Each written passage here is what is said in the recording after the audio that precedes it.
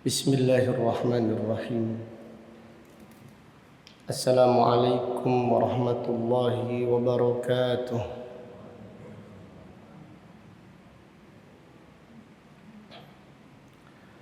Innal hamdalillah nahmaduhu wa nasta'inuhu wa nastaghfiruh wa na'udzu billahi min syururi anfusina wa min sayyiati a'malina. May yahdihillahu fala mudilla lahu wa may yudlil fala hadiya lahu. Wa ashhadu an la ilaha illallah wahdahu la syarika lahu wa ashhadu anna Muhammadan abduhu wa rasuluh. Amma ba'du fa inna asdaqal hadithi kitabullah wa khairal hadi hadi Muhammadin sallallahu alaihi wasallam wa syarrul umuri muhdatsatuha wa kullu muhdatsatin bid'ah wa kullu bid'atin dhalalah wa kullu dhalalatin finnar. Allahumma faqihna fid din. Allahumma inna nas'aluka ilman nafi'ah wa rizqan tayyibah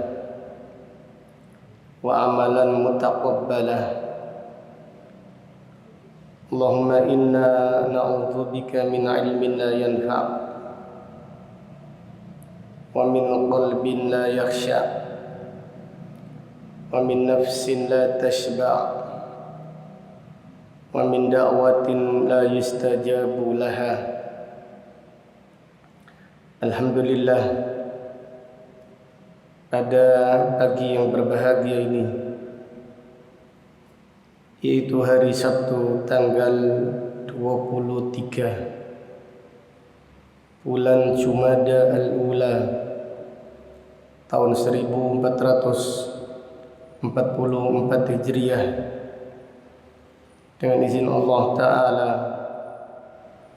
kita melanjutkan kembali kajian kitab Mukhtasar Sahih Muslim rahimahullah lil Hafidh al-Mundhiri rahimahullahu ta'ala.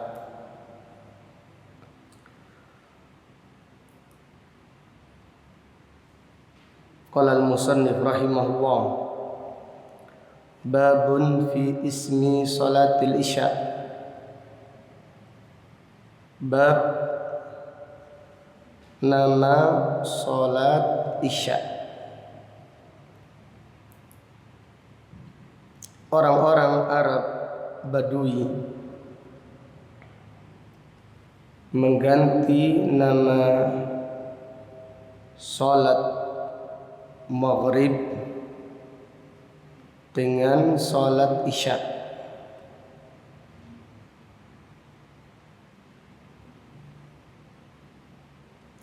Orang-orang Arab mengganti itu nama salat maghrib dengan salat isya. Maka Rasulullah sallallahu alaihi wasallam melarang para sahabat mengganti nama salat dengan salat yang lainnya. An Abdullah ibni Umar radhiyallahu anhuma qala Rasulullah sallallahu alaihi wasallam, la taghlibannakum al-a'rab ala ismi salatikum al-isya fa innaha fi kitabillahi al-isya wa innama tu'timu bihilabil ibil. Rasulullah sallallahu alaihi wasallam bersabda, janganlah kalian dikalahkan oleh orang-orang Badui dari menamakan salat kalian itu salat Isya. Fa innaha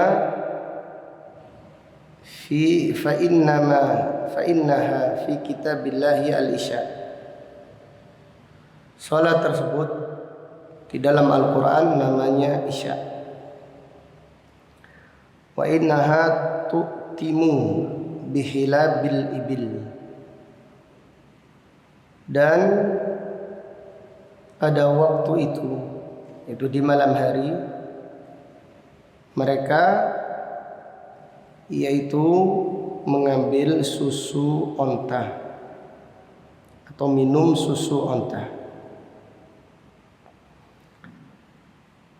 Ala kulli hal, kesimpulan hadis ini menjelaskan larangan menamakan sholat maghrib dengan sholat isya, atau sebaliknya, sholat isya dinamakan sholat maghrib, karena setiap sholat namanya telah ditentukan oleh Allah Subhanahu wa ta'ala,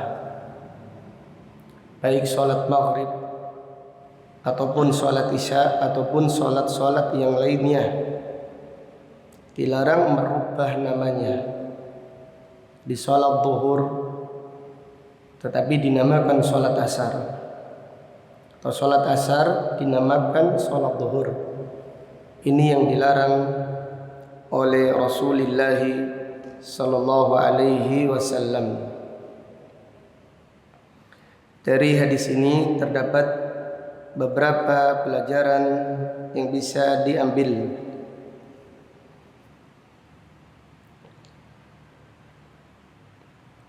Yang pertama, disyariatkan memberi nama salat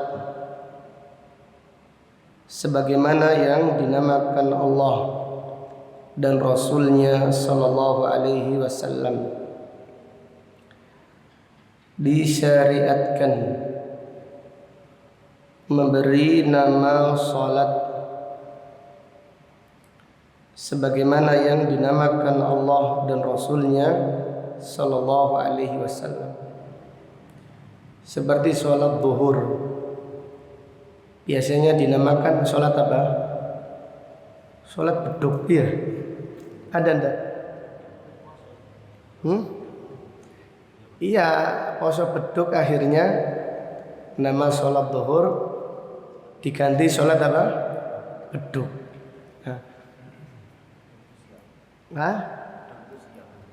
Iya, salat siang. Makanya kita mengatakan lebih utama atau disyariatkan memberi nama salat seperti yang dinamakan Allah dan Rasulnya sallallahu alaihi wasallam. Salat zuhur ya salat zuhur. Salat asar ya salat asar.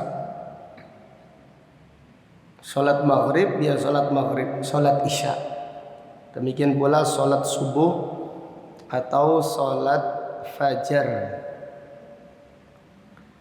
Kemudian pelajaran berikutnya,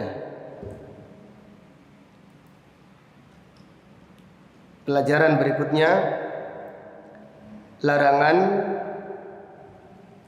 mengganti istilah syar'i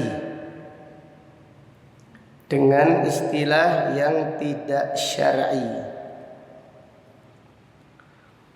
Larangan mengganti istilah syar'i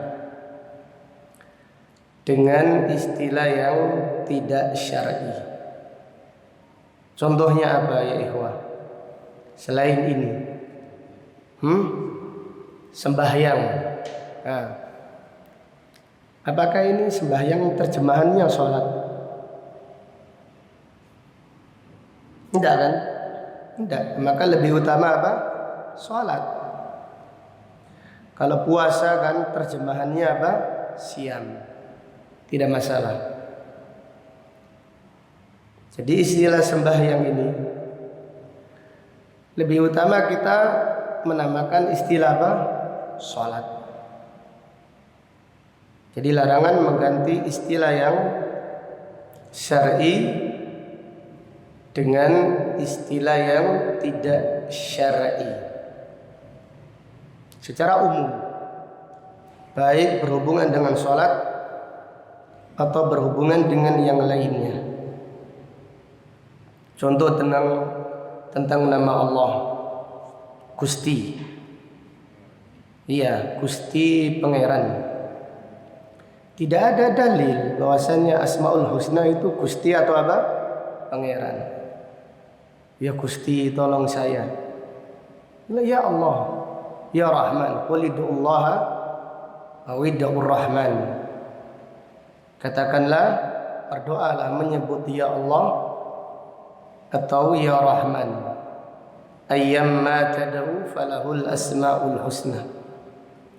Nama saja, silahkan nama apa saja, yang penting engkau berdoa menyebut al asmaul husna. Demikian pula kalau kita memiliki anak yang namanya syar'i, Abdullah, ini sebaik-baik nama, Abdurrahman. Panggil yang komplit, Abdullah, ya Abdullah, ya Abdurrahman. Ini nama yang syar'i. Jangan namanya Abdullah dipanggil apa? Tul. Ini apa ini? Tul nanti tul. Abdurrahman panggilannya Tur. Hah? Iya. Kalau Rahman saja tidak boleh. Ar-Rahman nama yang khusus. Nama yang khusus yaitu untuk Allah Subhanahu wa taala. Abdurrahman, ya Abdurrahman. Jadi kalau kita punya teman namanya Rahman, panggil ya Abdurrahman. Jangan panggil Rahman. Karena nama Ar-Rahman adalah nama yang khusus untuk Allah.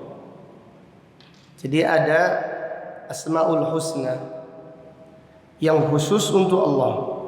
Seperti Allah Ar-Rahman. Malik tidak mengapa. Tidak mengapa. Tapi jangan Al-Malik. Malik tidak mengapa. Tapi nama Ar-Rahman adalah nama yang khusus untuk Allah Subhanahu wa taala. Jadi kesimpulannya, larangan merubah istilah syar'i dengan istilah yang tidak syar'i. Seperti istilah syar'inya riba diganti dengan apa? Bunga, dengan faedah bagi hasil, padahal itu riba. Wallahu ta'ala a'lam. Bab berikutnya, bab an-nahi an ta'khiris sholati an waqtiha. Bab larangan mengakhirkan sholat sampai keluar dari waktunya. Bab larangan sholat sampai keluar dari waktunya. Siapa yang mengakhirkan sholat sampai keluar dari waktunya dengan sengaja, maka sholatnya tidak sah. Siapa yang mengakhirkan sholat sampai keluar dari waktunya dengan sengaja, maka sholatnya tidak sah dan tidak ada qada baginya. Dan siapa yang mengakhirkan sholat sampai hampir keluar dari waktunya, maka sholatnya sah namun sholatnya menyerupai sholatnya orang apa? Munafik. Siapa yang mengakhirkan sholat sampai keluar dari waktunya dengan sengaja, maka sholatnya tidak sah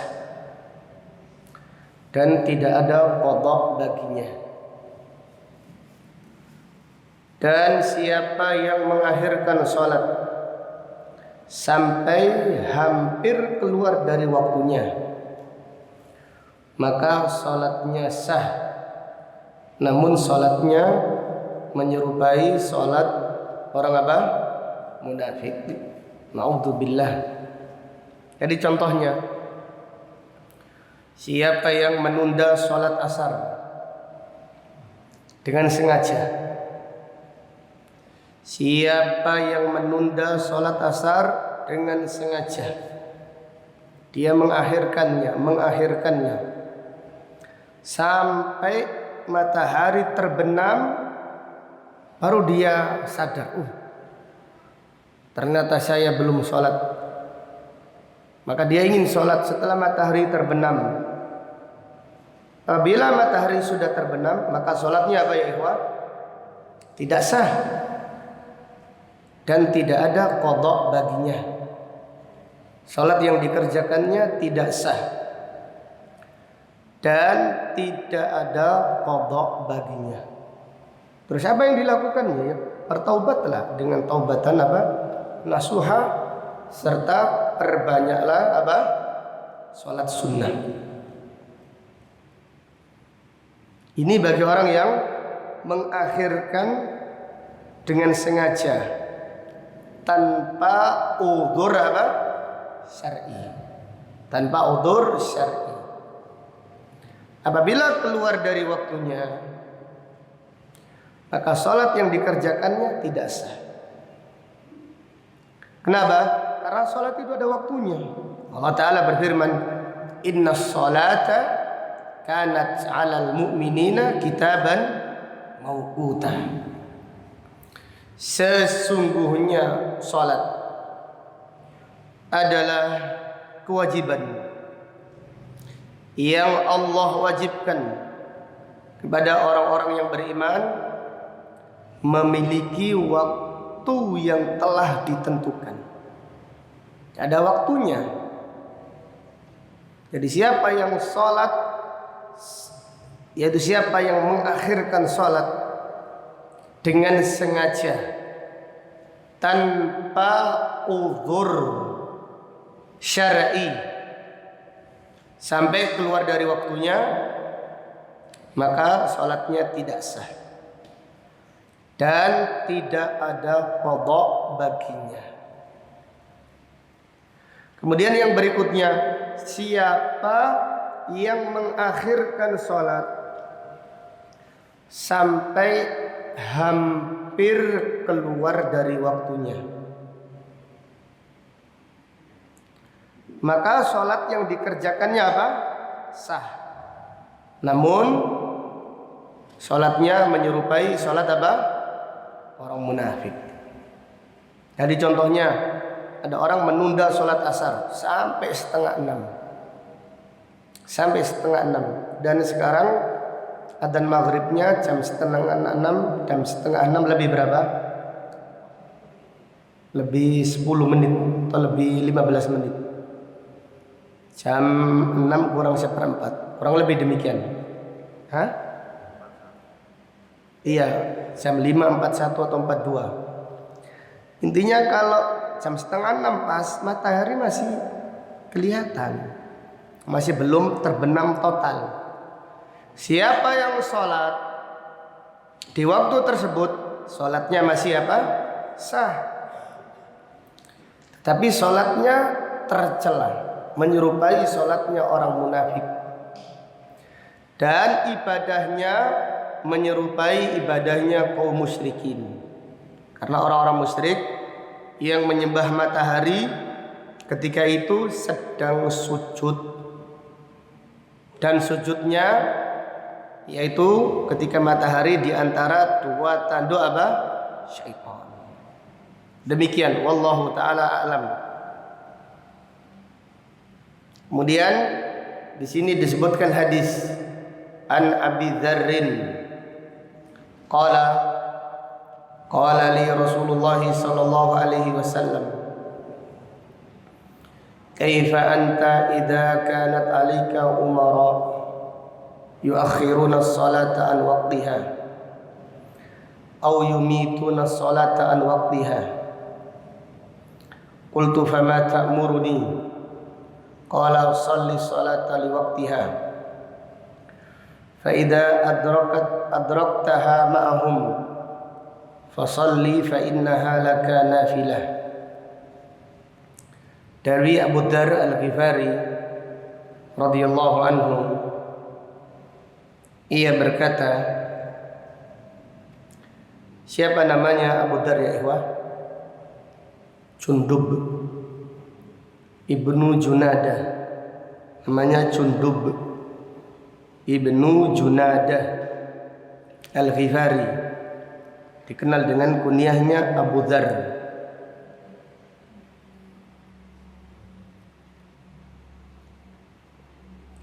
Dan tambahan faedah, apabila kita ditanya tentang nama, jawablah nama atau kunyah. Jawablah siapa? Nama, jangan kunyah. Teman-teman ngaji namanya semuanya Abu. Kalau kita namanya siapa? Abu Khalid. Siapa lagi? Abu Muhammad, Abu Hurairah. Nih, kalau sudah menjadi julukan tidak apa-apa. Tapi kalau kita ditanya, hendaklah menjawab dengan nama. Karena kunyah tujuannya untuk memuliakan. Kunyah itu tujuannya untuk menghormati. Jadi kalau kita ditanya nama kita, sunnahnya menjawab nama, bukan menjawab kunyah. Wallahu a'lam. Kembali kepada hadis, Abu Dzar berkata, Rasulullah sallallahu alaihi wasallam berkata kepadaku, kaifa anta, bagaimana engkau, idza kanat 'alaika umara, jika engkau dipimpin oleh umara, oleh pemimpin,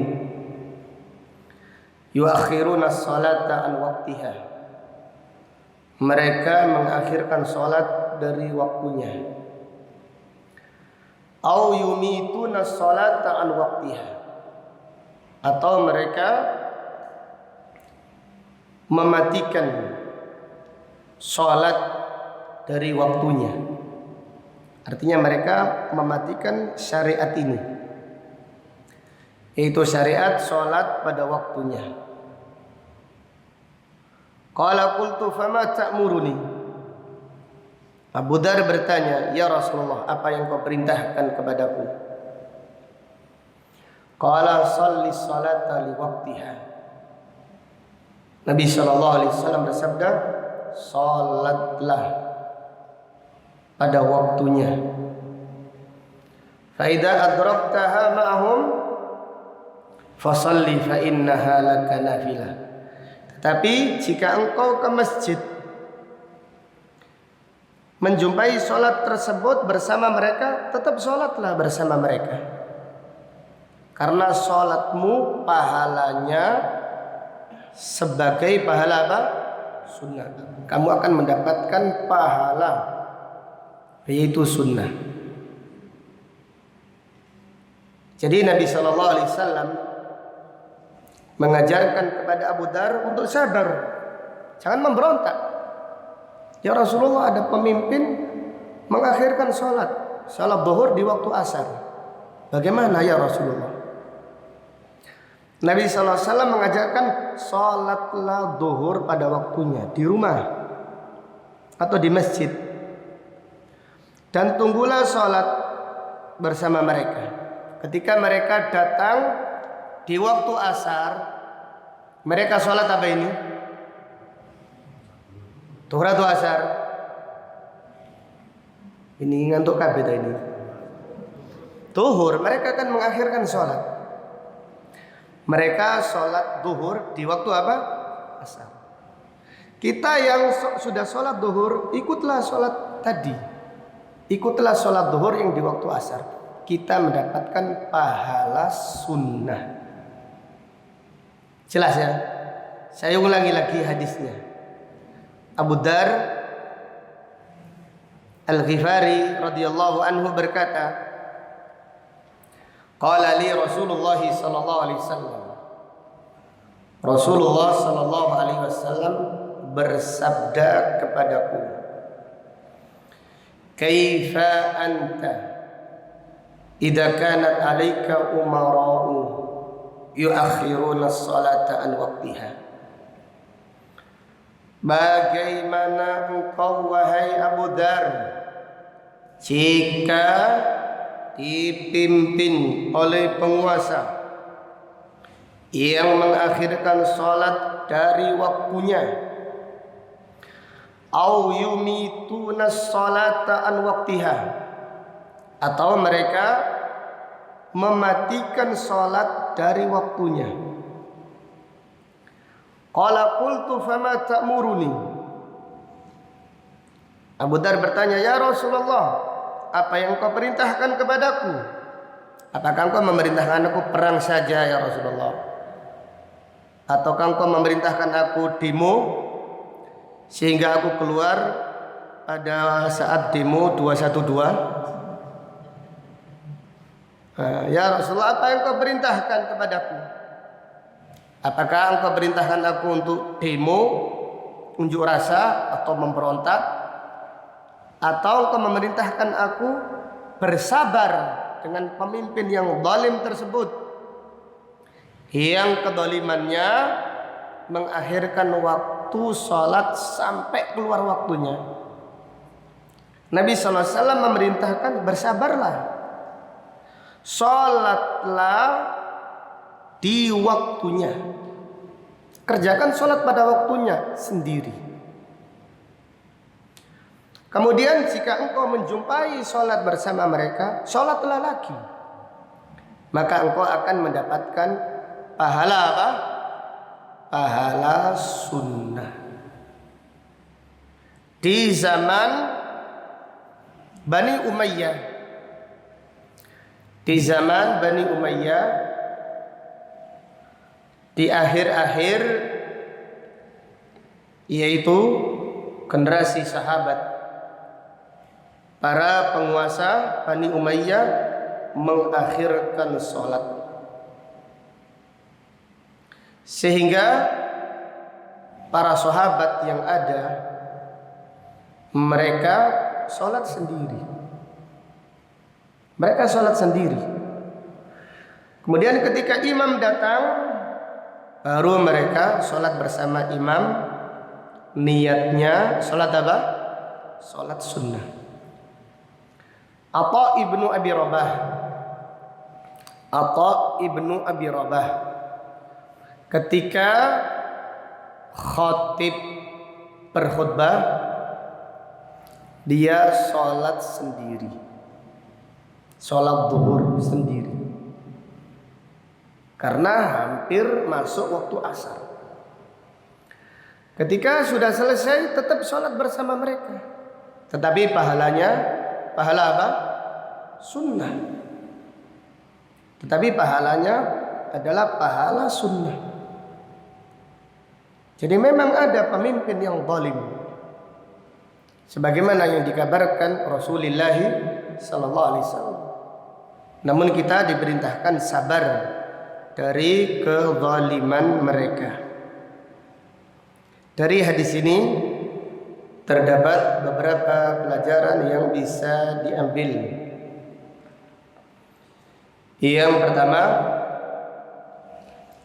larangan mengakhirkan sholat sampai keluar dari waktunya.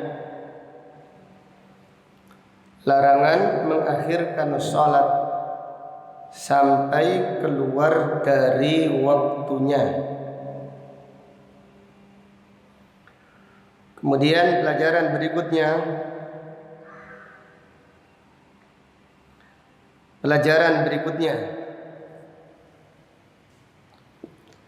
tidak ada taat kepada makhluk di dalam bermaksiat kepada Khaliq. Tidak ada ketaatan kepada makhluk di dalam bermaksiat kepada Al-Khaliq. Jadi Rasulullah sallallahu alaihi wasallam bersabda, "La ta'ata li makhluqin fi maksiatillah." Tidak ada ketaatan kepada makhluk di dalam bermaksiat kepada Allah. Jadi kalau ada pemimpin yang sholat zuhur di waktu asar, jangan taati mereka. Sholatlah zuhur sendiri-sendiri. Kemudian ketika mereka datang sholatlah bersama mereka. Maka kalian akan mendapatkan pahala apa? Pahala sholat sunnah. Dalam hadis yang lain, Rasulullah sallallahu alaihi wasallam bersabda, "Innamat ta'atu fil ma'ruf." Sesungguhnya perintah mentaati waliul amr jika diperintahkan kepada kebaikan. Innamat ta'atu fil ma'ruf. Jadi contohnya waliul amr memerintahkan kita untuk mengadakan ritual sedekah bumi. Ya, kita tidak mengikuti. Kita tidak mengikuti perintahnya. Karena ritual sedekah bumi adalah ritual yang mengandung unsur apa? Kesyirikan. Demikian. Kemudian pelajaran berikutnya,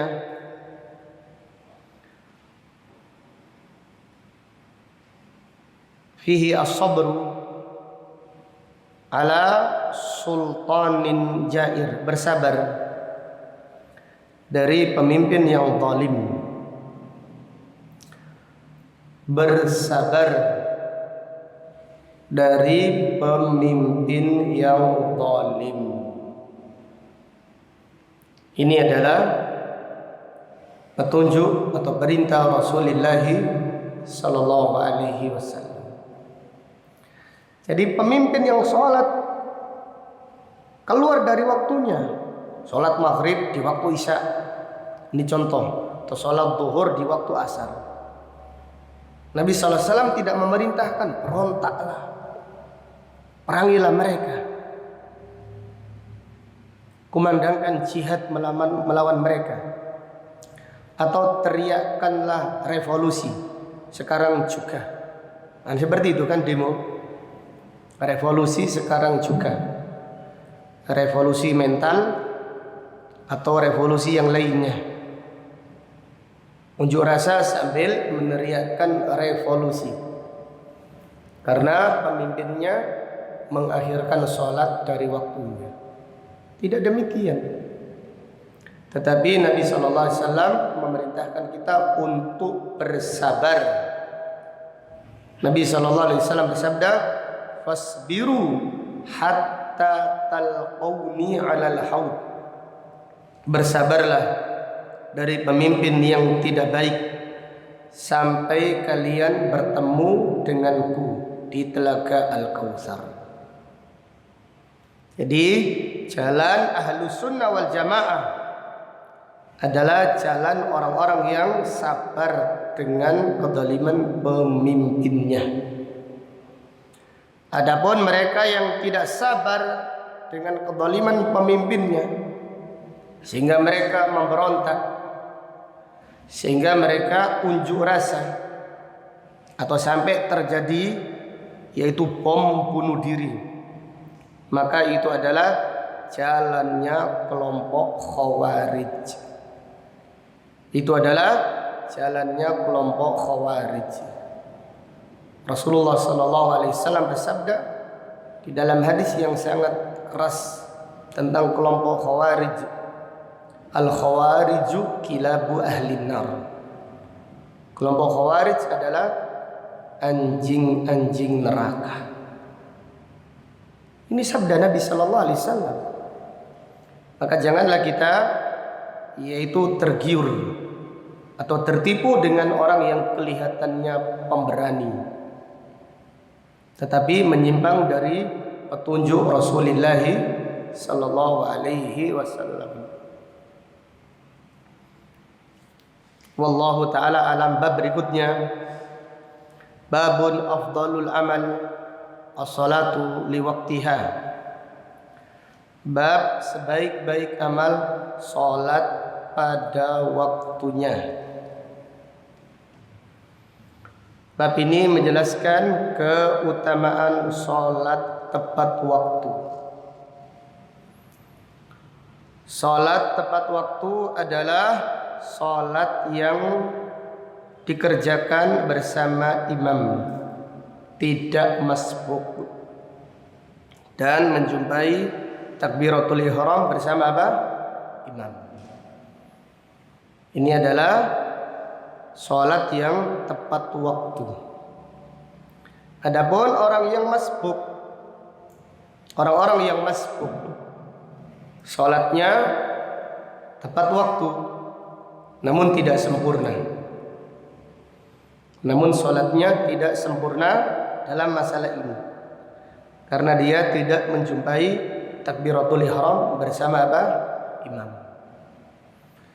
Dan masbuk apabila setiap hari, setiap saat, itu adalah perbuatan yang tercela, tidak baik, terutama bagi penuntut ilmu. Jamaah pengajian, menghadiri majelis taklim, kalau sholat selalu masbuk, berarti ilmunya kurang meresap. Soalnya ngajinya selalu memburu tablik akbar, ngaji selera. Kalau ustadznya tidak asik ditinggalkan. Ustadznya gak asik katanya, ustadznya gak lucu, nah, ustadznya menjenuhkan. Maka siapa yang mentalnya ngaji seperti itu, dia akan menjadi orang awam seumur hidup, sepanjang masa. Seumur hidup menjadi orang awam, karena ngajinya nuruti selera. Kadang-kadang ngaji itu, ngaji yang rutin, para sahabat pernah menunggu Rasulullah SAW sampai 4 jam. Ya ini, Nabi SAW biasanya menyampaikan hadis ba'da sholatul isya. Para sahabat mereka datang di waktu isya, di awal waktu. Ternyata Nabi SAW keluarnya di tengah malam, katakan jam 11, adzannya jam 7, keluarnya jam 11. Berapa jam ini? Berapa jam? 4 jam.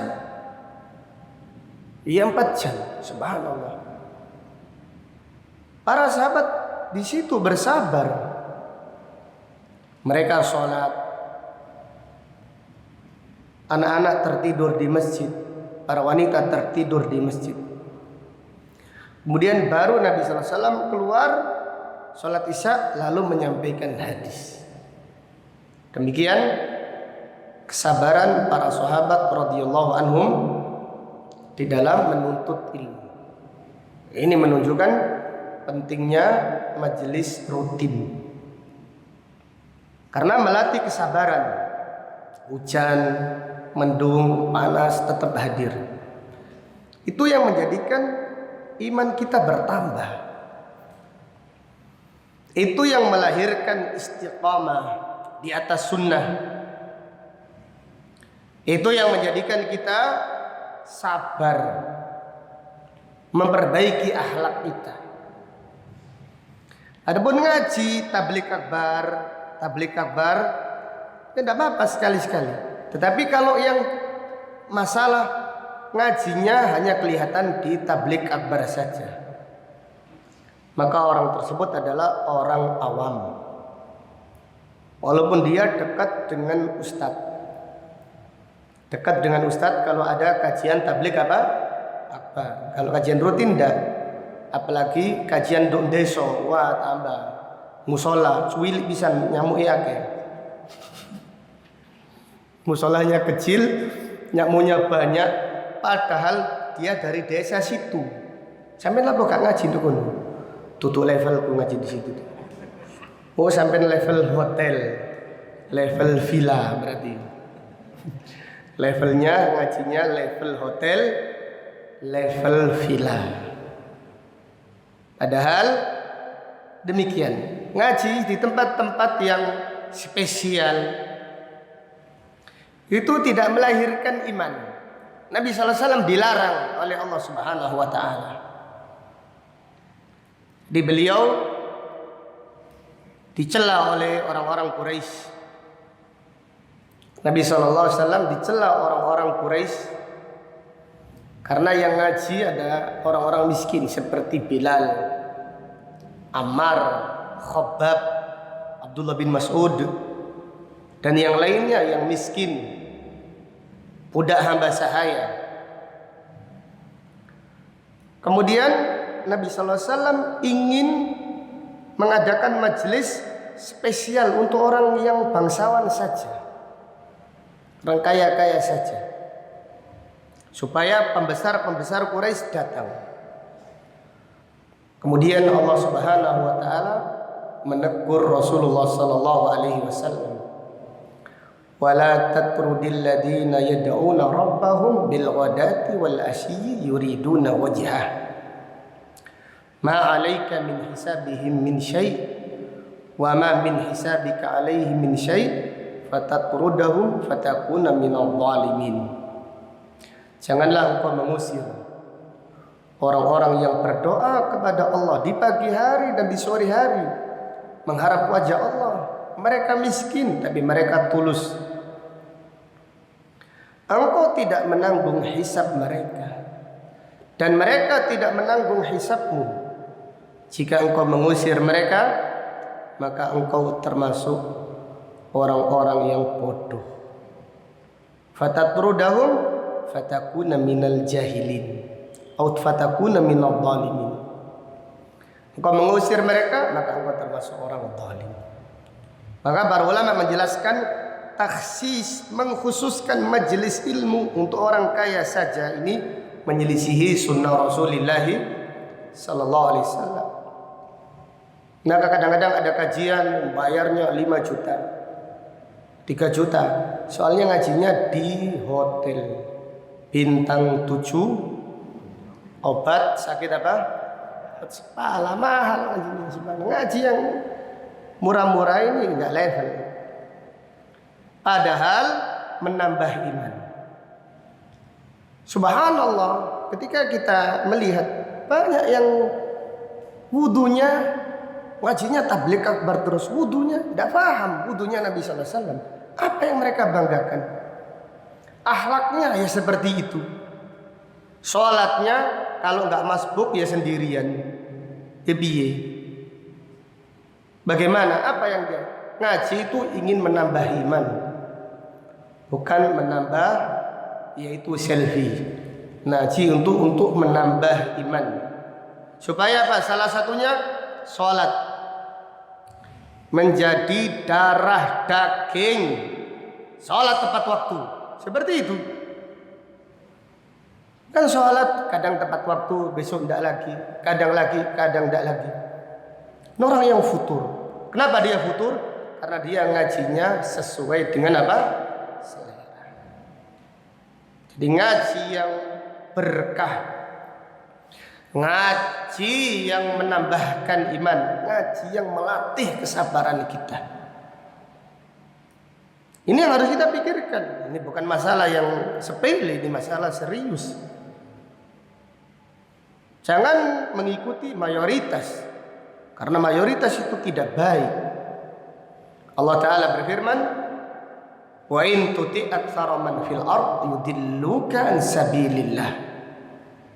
Jika engkau mengikuti mayoritas, maka mayoritas itu menyesatkan kalian dari jalan Allah. Demikian pula mayoritas yang menuntut ilmu. Kalau dihitung mayoritas mereka itu malas. Ngaji tidak sabar. Akidahnya tidak paham, manhajnya tidak paham. Tata cara ibadah tidak paham. Ibadahnya malas-malasan. Sholat sudah berjamaah tapi sering masbuk, sering ketinggalan, biasa saja. Ini yang harus kita perbaiki. Ini yang harus kita perbaiki. Maka bab ini adalah bab yang agung. Bab afdalul amal. Bab amal yang paling agung. Salat pada waktunya. An Abdullah bin Mas'ud radhiyallahu anhu qala sa'altu Rasulullah sallallahu alaihi wasallam qala ayyul a'mali afdalu qala as-salatu li waqtiha. Dari sahabat Abdullah ibnu Mas'ud radhiyallahu anhu, ia berkata, aku bertanya kepada Rasulullah sallallahu alaihi wasallam, ayyul a'mali afdalu, amal apakah ya Rasulullah yang paling afdal? Qala as-salatu li waqtiha. Nabi sallallahu alaihi wasallam menjawab, amal yang paling afdal adalah salat pada waktunya. Qala qultu thumma ayyun. Aku bertanya lagi, kemudian apa lagi ya Rasulullah? Qala birrul walidain. Nabi sallallahu alaihi wasallam menjawab, berbakti kepada kedua orang tua. Qala qultu thumma ayyun. Kemudian aku bertanya lagi, kemudian apa lagi ya Rasulullah? Qala al-jihadu fi sabilillah. Nabi sallallahu alaihi wasallam menjawab, berjihad di jalan Allah. Fama taraktu astaziduhu illa ira'an alaihi. Aku tidak meminta tambahan kecuali aku menjaga Rasulullah sallallahu alaihi wasallam. Artinya aku khawatir memberatkannya. Dalam riwayat yang lain Abdullah bin Mas'ud berkata, lawis tazattuhu lazadani. Sekiranya aku bertanya, kemudian apa lagi? Kemudian apa lagi? Maka Rasulullah akan selalu yaitu menambahkan jawabannya kepadaku. Pada hadis ini Rasulullah sallallahu alaihi wasallam menjelaskan salat tepat waktu lebih utama daripada birrul walidain. Kenapa? Karena haknya Allah lebih yaitu didahulukan daripada haknya orang tua. Jadi perhatikan ya, pada hadis ini disebutkan bahwasannya salat tepat waktu lebih utama daripada birrul walidain. Kenapa? Karena haknya Allah lebih didahulukan daripada haknya apa? Orang tua. Hasan al-Basri di dalam Sahih Bukhari berkata, jika seorang ibu melarang anaknya salat isya, la yutiha, maka janganlah anak mentaati ibunya. Karena salat isya di masjid bagi laki-laki hukumnya apa? Wajib, fardu ain. Dan berbakti kepada ibu juga fardu ain. Tetapi haknya Allah lebih agung daripada haknya orang tua. Kemudian pada hadis ini disebutkan bahwasannya berbakti kepada orang tua lebih utama daripada jihad di jalan Allah. Karena berbakti kepada orang tua hukumnya fardu ain. Sedangkan jihad fisabilillah hukumnya fardu kifayah. Pada hadis ini disebutkan berbakti kepada orang tua lebih utama daripada berjihad di jalan Allah. Kenapa? Karena birrul walidain hukumnya fardu ain. Sedangkan jihad fisabilillah hukumnya fardu kifayah. Ada seorang sahabat meminta izin berjihad kepada Rasulullah sallallahu alaihi wasallam. Kemudian Nabi sallallahu alaihi wasallam bertanya, "Apakah kedua orang tuamu masih hidup?" Lalu sahabat tersebut menjawab, "Iya ya Rasulullah." Qala fa fihi ma fajahid. Nabi sallallahu alaihi wasallam bersabda, kepada mereka berdua berjihadlah. Artinya apa? Berbakti kepada orang tua itu berjihad. Karena memerlukan kesabaran. Tidak semua orang tua itu nurut. Kadang-kadang orang tua itu menjengkelkan. Kalau ngomong seperti kaset yang apa?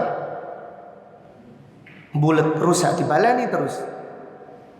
Jadi anak yang berbakti ketika orang tuanya ngomong didengarkan. Kemudian besok ngomong lagi, didengarkan lagi. Bukan ditegur, "Pak, sampean wingi ngomong saiki ngomong maneh, belenger sampean." Sampean cetas wingi cerita, saiki cerita maneh. Ono cerita liyane ta sampean. Nah, kalau anak yang berbakti ketika orang tuanya sudah cerita lagi malah dipanasi. Mosok, Pak? Nah, seperti itu. Tambah ditantang, iya ngono ta. Tambah orang tuanya itu senang cerita, masya Allah. Itu anak yang berbakti. Maka Nabi sallallahu alaihi wasallam mendahulukan pada hadis ini berbakti kepada orang tua daripada jihad fisabilillah. Apa faedahnya? Karena berbakti kepada orang tua hukumnya apa tadi? Fardu ain. Sedangkan berjihad di jalan Allah hukumnya fardu kifayah. Dari hadis ini terdapat beberapa pelajaran yang bisa diambil. Yang pertama,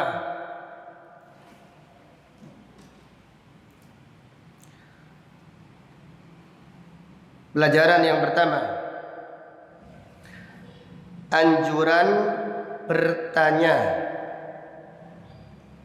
dengan pertanyaan yang bermanfaat. Anjuran bertanya dengan pertanyaan yang bermanfaat. Jadi di dalam hadis ada perintah bertanya, ada larangan apa? Bertanya. Anjuran bertanya adalah pertanyaan yang bermanfaat.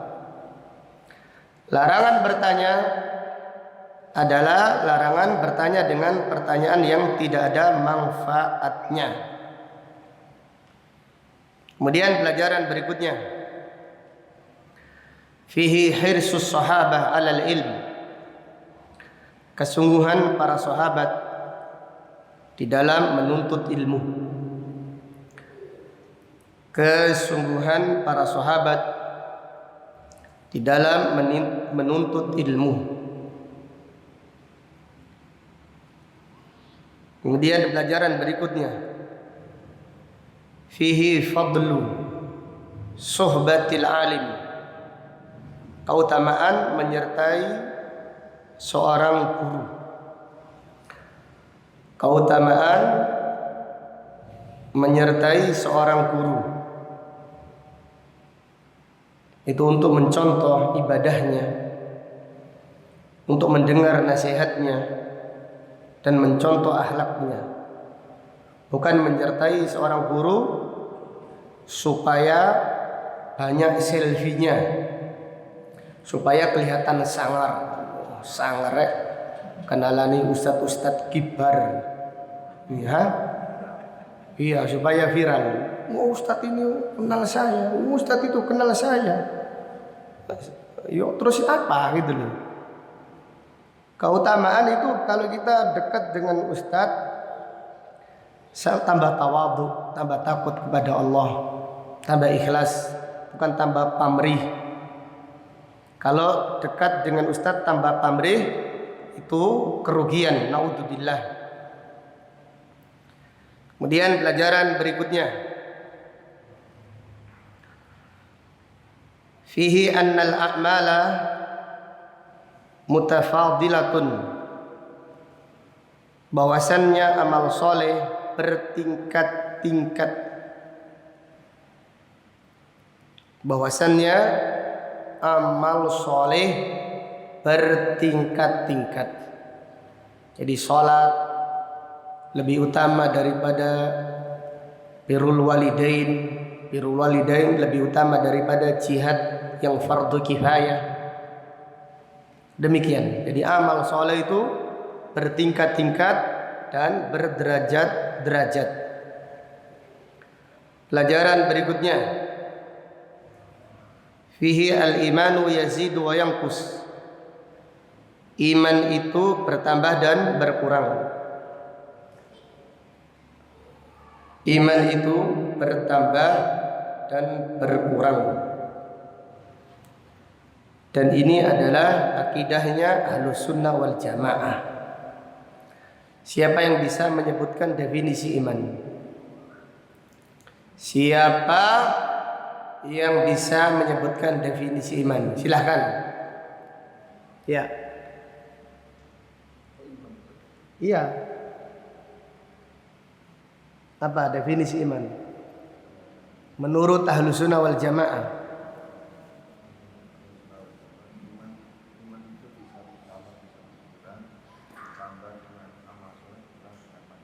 Iya, wis mari mangko. Iman bertambah dengan amal soleh, berkurang dengan apa? Maksiat. Bagus. Siap.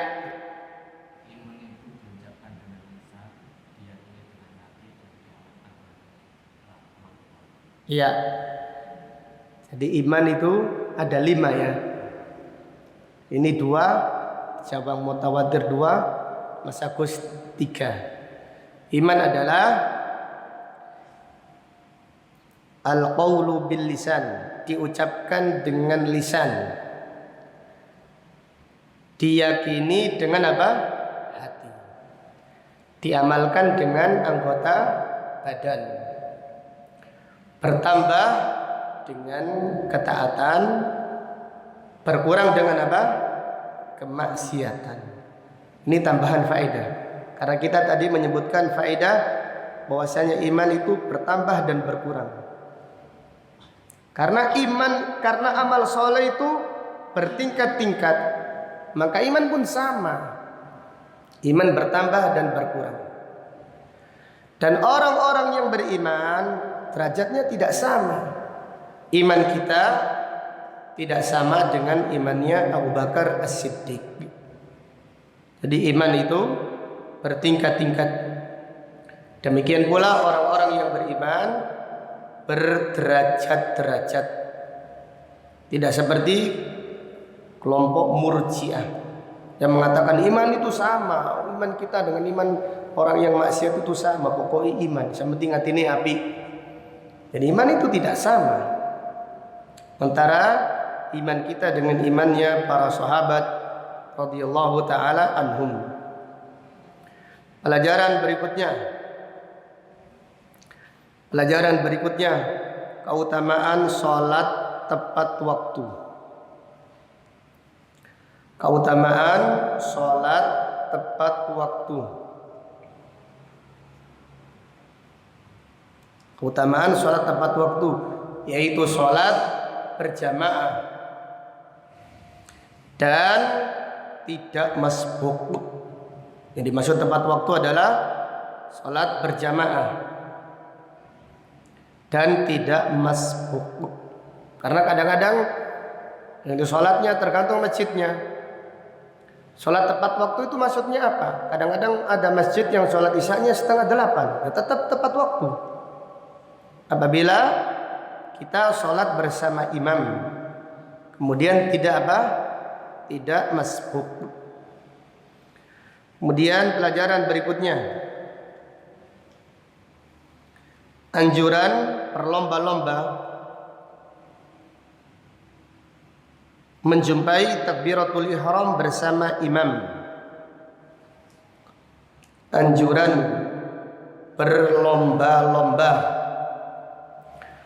menjumpai takbiratul ihram bersama imam. Ini yang dimaksud salat tepat waktu. Imam takbiratul ihram, Allahu Akbar. Kita yang menjadi makmum ikut Allahu Akbar. Ini adalah fadilah yang sangat agung di sisi Allah Subhanahu wa taala. Kemudian pelajaran berikutnya, fihi zammu man i'tada ala ta'akhur, celaan bagi siapa yang selalu masbuk. Celaan bagi siapa yang selalu masbuk. Jadi selalu, setiap hari pasti ada masbuknya. 1, kalau enggak 2 ya 5. Setiap hari masbuknya, kalau enggak 1, 2, 3, 4 atau 5. Ya Allah subhanallah. Gitu saja kalau ngomong cerita tabligh akbar luar biasa. Tabligh akbar yang ngaji rame. Ya rame alhamdulillah. Sampai itu masbuk terus. Sampai ini sholat di masbuk, apa hasil tabligh akbar sampean itu? Subhanallah. Jadi harus kita latih. Harus kita latih diri kita. Latih mengenal waktu sholat. Tujuannya apa? Supaya tidak masbuk. Supaya sholat tepat waktu bersama imam. Dan jawablah adzan. Menjawab adzan itu nikmat. Dan apabila seseorang dimudahkan menjawab adzan, apabila seseorang itu mengagungkan adzan, dia akan mengagungkan sholatnya. Namun apabila kita meremehkan adzan, kita akan meremehkan apa? Sholat. Wal jazaa'u min jinsil amal. Balasan sesuai dengan perbuatan. Kemudian pelajaran berikutnya, fihi al-amru bi birril walidain. Perintah berbakti kepada kedua orang tua. Perintah berbakti kepada kedua orang tua. Pelajaran berikutnya, keutamaan berjihad di jalan Allah. Keutamaan berjihad di jalan Allah. Jadi jihad di jalan Allah itu harus ikhlas dan sesuai apa? Sunnah. Karena kalimat fisabilillah itu ada 2 makna. Yang pertama karena Allah. Yang kedua sesuai dengan apa? Sunnah Rasulullah sallallahu alaihi wasallam. Maka unjuk rasa 212 atau 411 bukan fisabilillah, karena tidak sesuai dengan sunnah Rasulullah sallallahu alaihi wasallam. Walaupun peserta demonya sangar-sangar, sangar itu tidak menunjukkan benar. Benar itu dari mana? Wong toko sangar-sangar, meden-medeni gitu. Berarti genderuwo itu benar, karena sangar dan medeni. Ya, seperti itu. Pemberani, sangar, belum tentu benar. Pemberani tetapi sesuai sunnah. Bararu itu dikatakan fi sabilillah. Kemudian pelajaran berikutnya. Fihi haqqullah muqaddam ala haqqil makhluk. Mendahulukan hak Allah daripada haknya makhluk.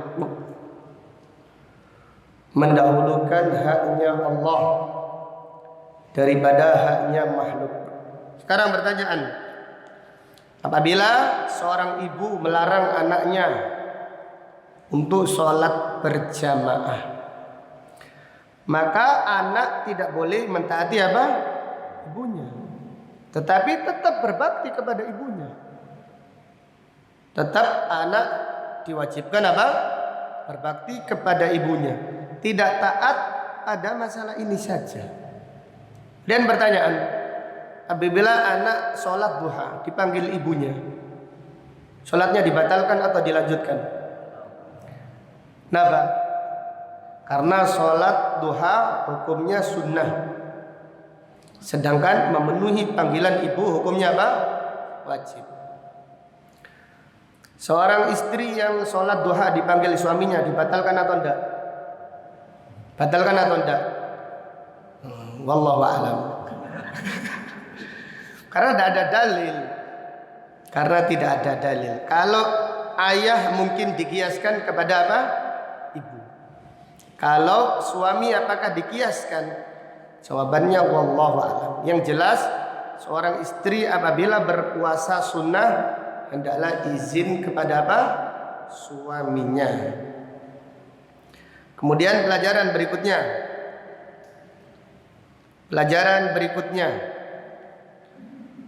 Fihi fardu ain muqaddamun ala fardil kifayah. Fardu ain lebih didahulukan daripada fardu kifayah.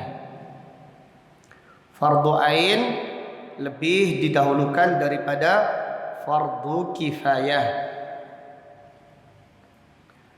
Kemudian pelajaran berikutnya, ahammiyatul ikhlas wattiba'i sunnah. Pentingnya ikhlas dan mengikuti sunnah. Pentingnya ikhlas dan mengikuti sunnah. Kemudian pelajaran berikutnya, fihi raddun alal murji'ah wal khawarij. Bantahan kepada kelompok murji'ah dan kelompok khawarij. Siapakah kelompok murji'ah sekarang? Kelompok murji'ah sekarang yaitu kaum liberal. Mereka mencela syariat Islam dan diantaranya mereka mencela syariat jihad. Mereka adalah kelompok murji'ah dan mereka mengatakan iman tidak berkurang dengan kemaksiatan. Ini adalah kelompok apa? Murji'ah. Adapun kelompok khawarij, mereka salah faham di dalam masalah jihad. Mereka memberontak namun mengatakan jihad di jalan Allah. Pada hakikatnya mereka jihad di jalan syaitan. Karena jihad fisabilillah harus ikhlas dan sesuai dengan apa? Sunnah Rasulullah sallallahu alaihi wasallam. Kemudian satu bab lagi, qala al-musannif rahimahullah, babun man adraka rak'atan minas salati faqad adraka shalah. Bab siapa yang menjumpai satu rakaat dari salat sebelum keluar waktunya, maka dia menjumpai salat. An Abi Hurairah radhiyallahu anhu anna an-nabiy sallallahu alaihi wasallam qala man adraka rak'atan minas salati faqad adraka as-salah. Dari sahabat Abu Hurairah radhiyallahu anhu bahwasannya Nabi sallallahu alaihi wasallam bersabda, barang siapa yang menjumpai satu rakaat dari salat sebelum keluar waktunya, maka dia menjumpai salat. Contohnya, apabila seseorang salat duhur menjelang asar dengan sengaja ya, tanpa udzur syar'i. Kemudian dia menjumpai satu rakaat. Setelah satu rakaat baru dia mendengarkan adzan asar. Allahu akbar, Allahu akbar. Maka dia menjumpai sholat duhur, artinya boleh menyempurnakan sholat duhurnya, lanjutkan 3 rakaatnya. Tetapi siapa yang mengakhirkan sholat duhur dengan sengaja tanpa udzur syar'i, sholat menjelang adzan asar, Allahu akbar, baru takbiratul ihram mendengarkan adzan asar, Allahu akbar, Allahu akbar, maka sholatnya batal, tidak sah. Tidak ada qadha baginya. Jelas ya? Ini maksud hadis ini. Jadi siapa yang mengakhirkan sholat dengan sengaja tanpa udzur, tetapi dia masih menjumpai satu rakaat, lanjutkan sholatnya. Sholatnya sah walaupun perbuatannya tercela. Tetapi siapa yang mengakhirkan sholat baru takbiratul ihram, Allahu akbar, dia mendengarkan adzan asar, Allahu akbar, Allahu akbar, sholatnya tidak sah. Ini pembahasan ini bagi orang yang mengakhirkan sholat tanpa udzur syar'i dan dengan apa? Dengan sengaja. Tapi siapa yang mengakhirkan sholat karena udzur, ada udzur syar'i, tidak mengapa dia, walaupun sholat di waktu asar, tidak mengapa dia mengqadhanya. Wallahu ta'ala a'lam. Sampai di sini pengajian kita pagi ini. Insyaallah akan kita lanjutkan pada kajian yang berikutnya. Kalau ada pertanyaan saya persilahkan. Tafadhal, barakallahu fikum. Monggo bapak-bapak, ibu ada pertanyaan silahkan.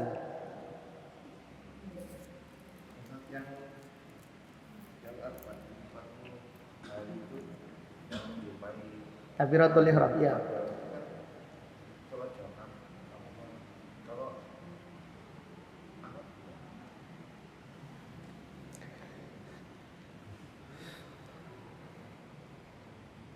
Jadi pertanyaan yang menjumpai siapa yang sholat 40 hari menjumpai takbiratul ihram bersama imam, dia dibebaskan dari 2 hal. Dibebaskan dari kemunafikan dan dibebaskan dari apa? Neraka. Ini keutamaan bagi siapa yang sholat berjamaah di rumah, di masjid. Bagaimana dengan akhwat?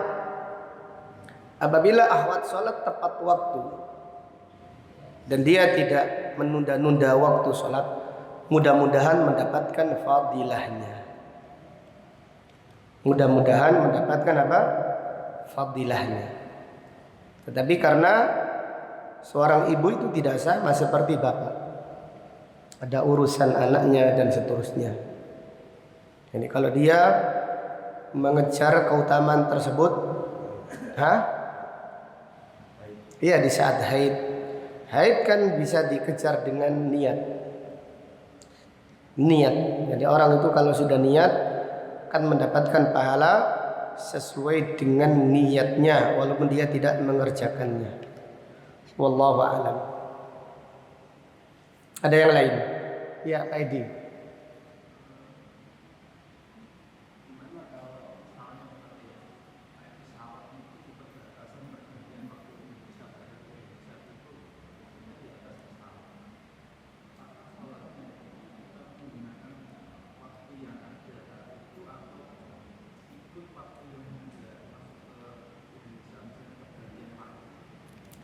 Iya, apabila kita di atas pesawat mengikuti waktu mana? Mengikuti waktu keberangkatan atau waktu kedatangan atau waktu di saat kita di pesawat? Iya, jawabannya kita mengikuti waktu di saat kita di pesawat. Jadi kita melihat matahari mau terbenam, berarti menjelang masuk waktu apa? Maghrib. Kan kelihatan. Terutama waktu subuh. Ini menjelang matahari terbit, berarti masuk waktu apa? Subuh, kelihatan fajar. Ada waktunya. Ini kita dari Arab pulang dari umroh. Kemudian biasanya sholat subuh di mana? Di India atau di Sri Lanka. Seperti itu. Bukan menunggu Indonesia atau bukan mengikuti waktu Arab yang kita berangkat dari Arab Saudi. Jadi dimanapun kita berada, kita mengikuti waktu keberadaan kita. Jelas ya? Demikian, wallahu a'lam. Ada yang lain?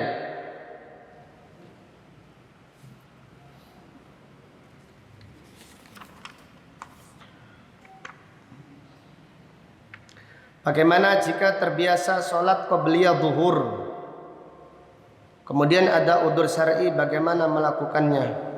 Apakah boleh dikerjakan setelah sholat zuhur? Tidak mengapa.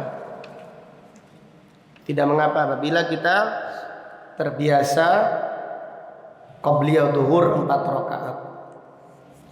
Karena macet atau karena apa? Kita tidak sholat qobliyah pas ke masjid, sudah dikumandangkan iqamah. Bagaimana kita mengqadha'nya? Qadha'lah setelah sholat apa? Zuhur. Tidak mengapa kita mengqadha' sholat qobliyah dan ba'diyah. Tidak mengapa kita mengqadha' sholat qobliyah atau ba'diyah karena udzur. Jadi kalau tadi berarti sholatlah ba'da zuhur. Tapi niatnya, niat apa? Niatnya mengqadha' qobliyah zuhur. Jadi niatnya tetap niat mengqadha' qobliyah zuhur. Wallahu ta'ala a'lam. Cukup ya?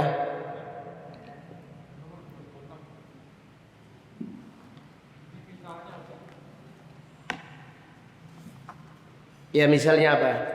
Ada pemimpin gitu.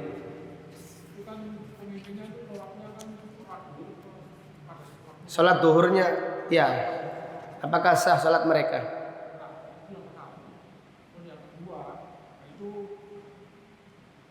Kalau ini misalnya tidak sah, tadi kan Ustaz kalau di pokoknya kan tidak otomatis apa namanya? Yang ini sudah tidak sah. Itu nomor 1. Kenapa Nabi kok mana apa namanya? Itu Pak Ustaz. Artinya kan sholatnya Sah. Nomor 2, kenapa kok misalnya kita ini walaupun ini sholat ini sah, itu kan lebih baik kita sholat asar berjamaah dibanding sholat sunnah. Iya. Jadi pertanyaan pertama, apakah pemimpin yang mengakhirkan sholat tadi sholatnya sah? Apabila mereka mengakhirkan sholat karena takwil, jadi yang mereka pahami seperti itu. Yang jelas mereka keliru, menyimpang dari sunnah. Dikhawatirkan sholatnya tidak sah, tetapi mereka mengakhirkannya karena takwil, karena kebodohan mereka. Maka mudah-mudahan sholat mereka apa? Sah.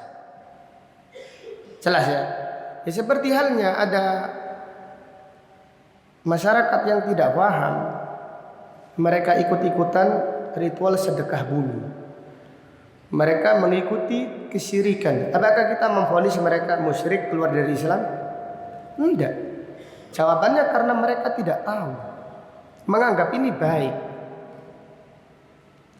Syekhul Islam Ibnu Taimiyah rahimahullah ketika ditanya tentang orang yang berdoa, meminta kuburan para wali. Beliau berkata, jika aku melakukannya aku kafir. Tapi kalau mereka, aku tidak mengkafirkan mereka. Ya, seperti itu. Kita yang sudah paham, kita yang sudah ngerti, mengakhirkan sholat tidak boleh. Kemudian kok tetap mengakhirkan, sholat kita tidak sah. Tapi mereka yang mengakhirkan karena ketidaktahuan mereka. Maka tugasnya kita menyampaikan, gak boleh ini, tidak sah loh sholat seperti itu. Disampaikan. Mereka menerima, alhamdulillah. Tidak menerima, hujah mereka di hadapan Allah. Jadi pemimpin tadi, apakah sholatnya tidak sah? Lihat dulu, apakah mereka sudah diberitahu, apakah mereka sudah diingatkan. Jelas ya, kenapa alasannya seperti itu. Jadi untuk mengatakan sholat orang lain tidak sah itu bukan tugas kita. Kita hanya menjelaskan hukum secara apa? Umum. Adapun ada orang punya ijtihad. Sekarang masih banyak yang punya ijtihad waktu sholat isya sampai sholat apa? Subuh. Bahkan kita mengatakan, oh sholat sampai percuma, tidak. Tetap kita sampaikan yang benar waktu sholat isya sampai tengah apa? Sampai tengah malam. Jelas ya? Ini yang pertama. Yang kedua, kenapa kita nggak sholat asar? Karena sudah masuk waktu sholat asar. Karena mereka akan sholat asar berjamaah. Karena mereka juga akan sholat asar berjamaah. Jadi kita ikut mereka. Enggak sampai duhur saja di waktu asar, tapi asar masih di waktu asar atau mendekat waktu yang dibenci. Intinya alhamdulillah sudah lewat zaman tersebut. Dan kita mudah-mudahan tidak menjumpai zaman tersebut. Para sahabat ketika itu atau para ulama bingung sholatnya.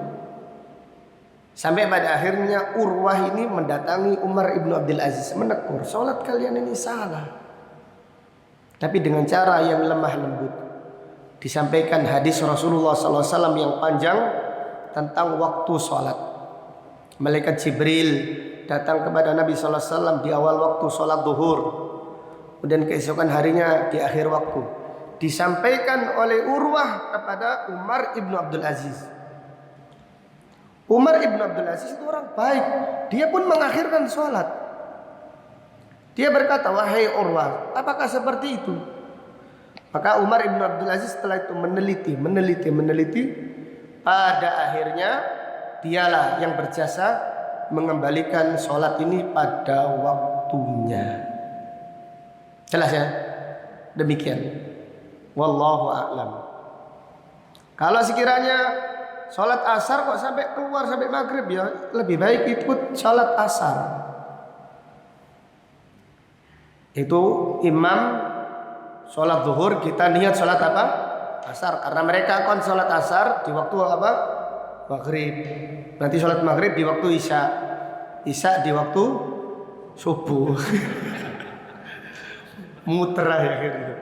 Ya inilah karena kebodohan. Demikian. Wallahu a'lam. Intinya seperti itu. Dan ini ada tambahan faedah. Jika kita sholat di masjid dekat rumah, kemudian selesai sholat kita pindah ke masjid mau ngaji, sholat subuh contohnya, dan di masjid tersebut sedang dikumandangkan iqamah, ikutlah sholat, maka kita akan mendapatkan pahala apa? Sunnah. Jangan tahiyatul masjid, tapi ikutlah, karena sebagian ikhwah itu sudah sholat sholat subuh di rumah. Ketika masuk masjid, sholat tahiyat masjid sendiri. Lebih utama mengikuti jamaah bersama imam. Tapi niatkan sholat apa? Sunnah. Mana dalilnya? Hadis ini. Jadi kita sudah sholat di rumah, kemudian pindah ke masjid, ternyata masih sholat. Maka kita gabung dengan mereka, niatkan sholat apa? Sholat sunnah. Wallahu a'lam. Demikian yang bisa disampaikan. Insyaallah akan kita lanjutkan pada kajian yang berikutnya.